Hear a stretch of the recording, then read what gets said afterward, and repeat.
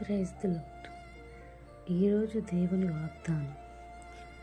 దుష్టుల ఆలోచన చొప్పున నడువక, పాపుల మార్గమున నిలువక, అపహాసకులు కూర్చుండు చోటున కూర్చుండక, యెహోవా ధర్మశాస్త్రమునందు ఆనందించుచు దీవారాత్రము దానిని ధ్యానించువాడు ధన్యుడు.